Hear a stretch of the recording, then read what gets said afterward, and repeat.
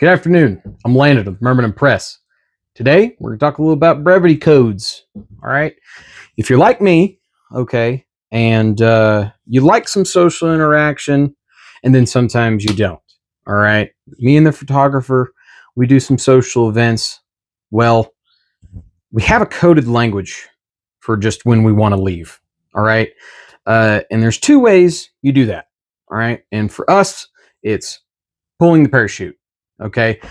And that's kind of just a reason to use code is to hide your message from people, right? So you can just be a little more polite.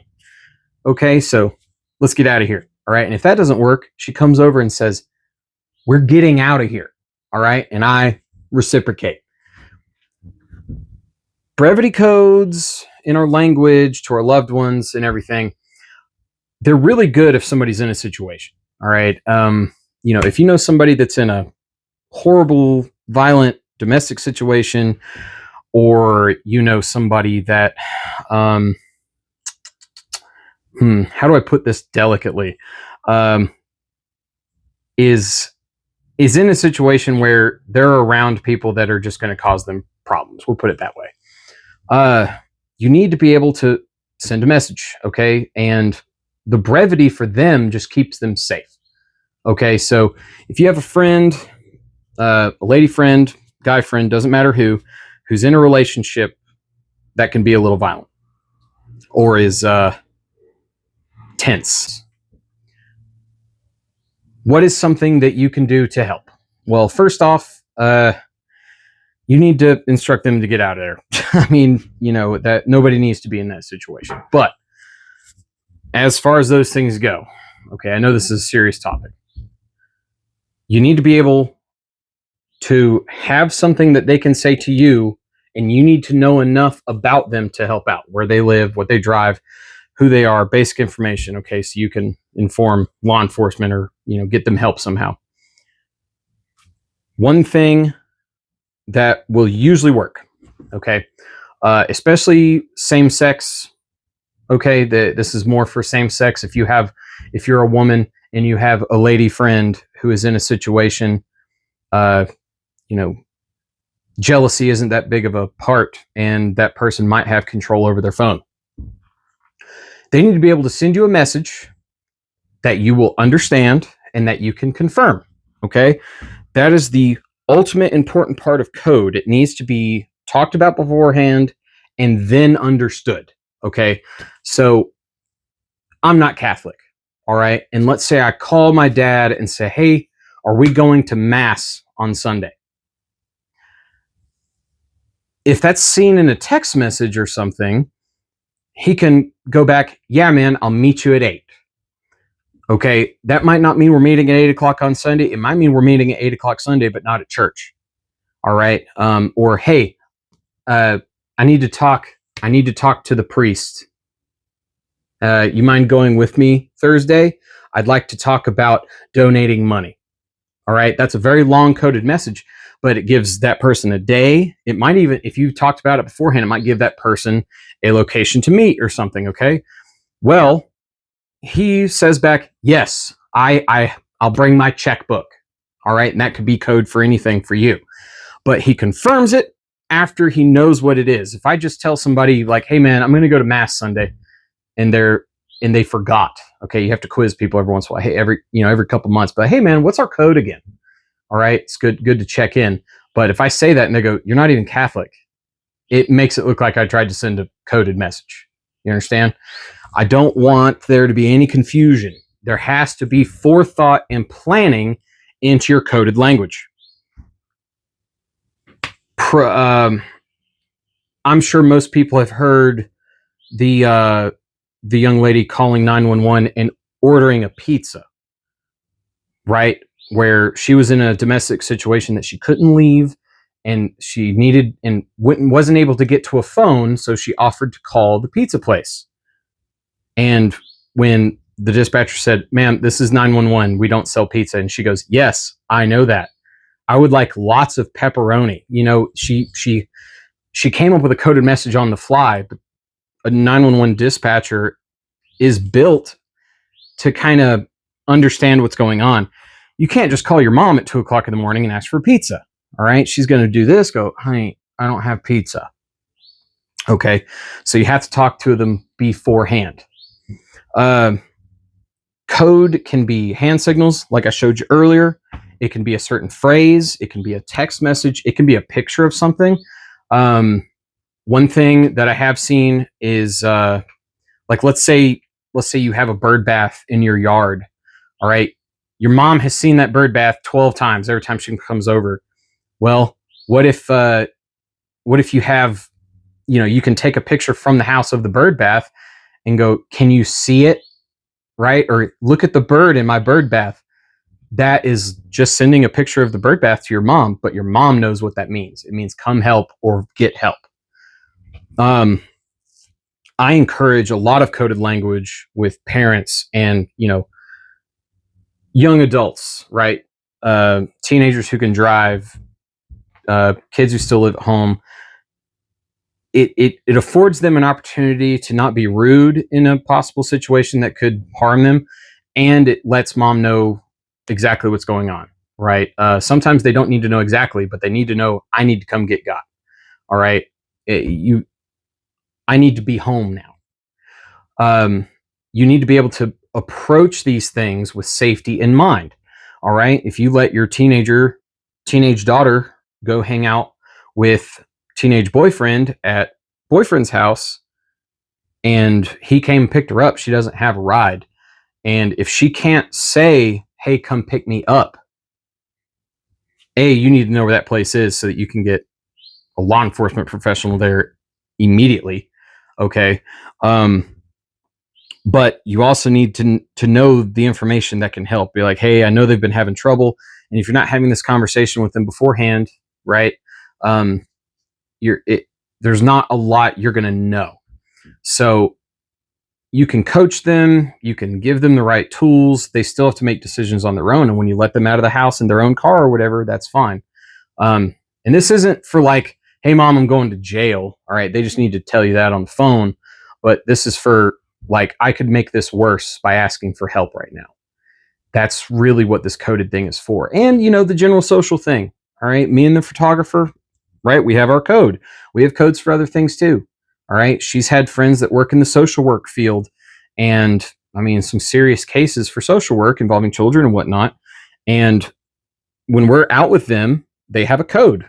All right. And it's like, hey, Landon, one of our customers is here and we kind of need to leave. Right.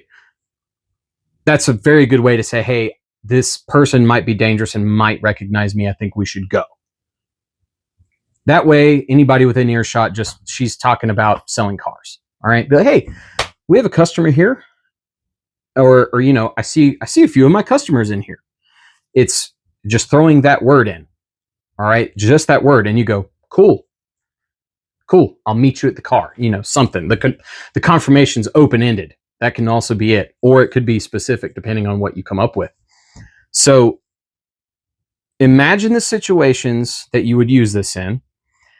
Find something that you're not just going to say in regular everyday conversation. All right. If you own a Ford Mustang and you are constantly talking about your car, it's not going to help if you talk about your Ford Mustang in a code because somebody's used to you talking about your car.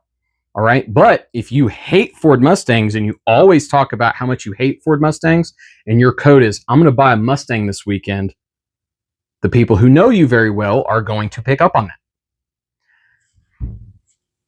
This is a tactic for a very spatially, socially aware person. But also, if you have someone in your family who's severely autistic, who might be Down syndrome, and they are not feeling safe in a situation, and they can't voice it the way you want them to, you can give them a code. All right. And American Sign Language is a perfect code. If they don't speak, a lot of nonverbal autistic people speak in sign language, abbreviated sign language sometimes. It might be cool to come up with your own sign with them. And if you don't speak sign language and you start throwing sign language, it's going to look weird. But if you talk with your hands a lot, All right. Something you don't do, right, is don't talk with your hands. That could be a code. Nonverbal codes, right? As far as I can see, it could be across a concert venue, and I do this. We're leaving. You can match codes to social environments. You can change them on the fly, but it's worth it just to practice. All right. And quiz your people. If you come up with these codes and it's not their idea, it's going to vacate their memory rather quickly. Come up with a code, practice it with them, and talk about different situations you'd use it in. Don't just give them a code and practice it and go, yep, figure it out. No, I'd be like, hey, listen, if you ever feel unsafe and you feel like you can't call 911 or call me, text me a picture of your shoes. All right. Or untie your shoe and send me a picture. Or say, I need new shoelaces. These are dirty. Something.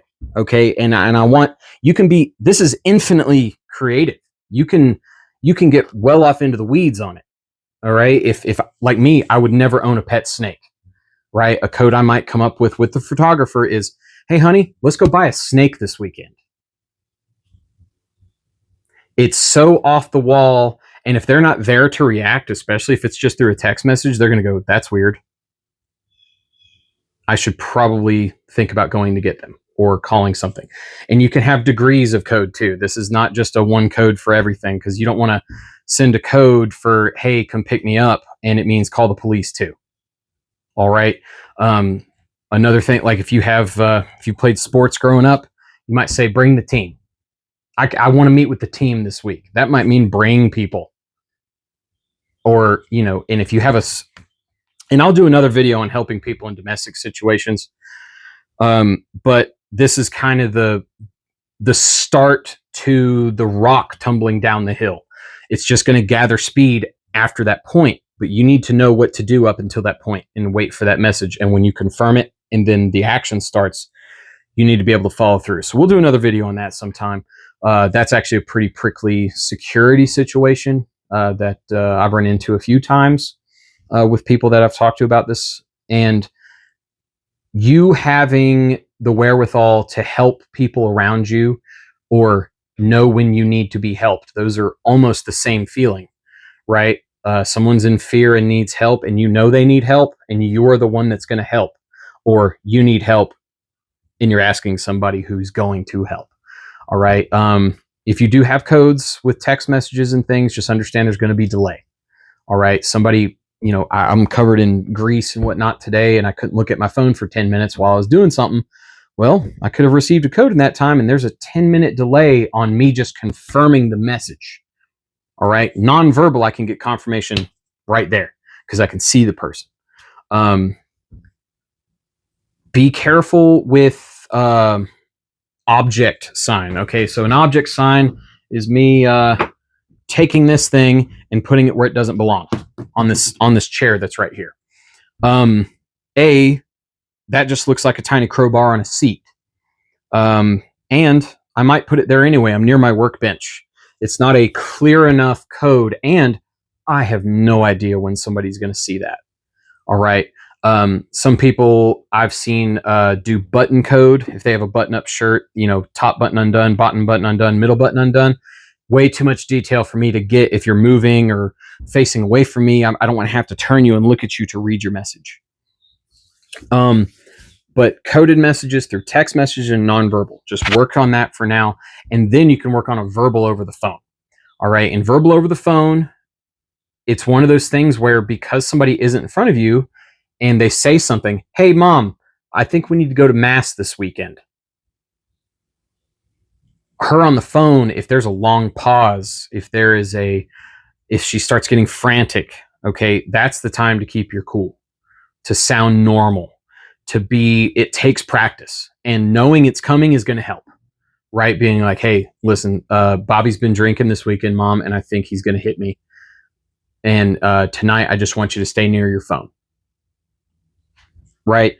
We can't judge those people for being in that situation, but we can help. All right. And that's just part of being a good neighbor and a good human, which I want to preach here. And I feel like I do for the most part. Like, be a good human, be a good neighbor. If My neighbors, I don't have any code with them, but I see their baseline at their house. All right. If I see a window smashed, I'm going to go check on them. All right. There's the unconfirmed, unspoken of codes that are there. But with the people we love and the people we know who are in situations, those are the ones we have to help the most. And those are the ones that might need our help on the fly. I feel like that's more than fair considering that you do like them a little bit. All right. So work on that this weekend. All right. Just get whoever together and come up with something. And start slow. Start with the, hey, we need to get out of here sign. All right. That's a great way to just get somebody used to looking at you and getting used to you doing, like, reaching for my parachute across my body and ripping out. All right. We're rip and shoot. We're getting out of here.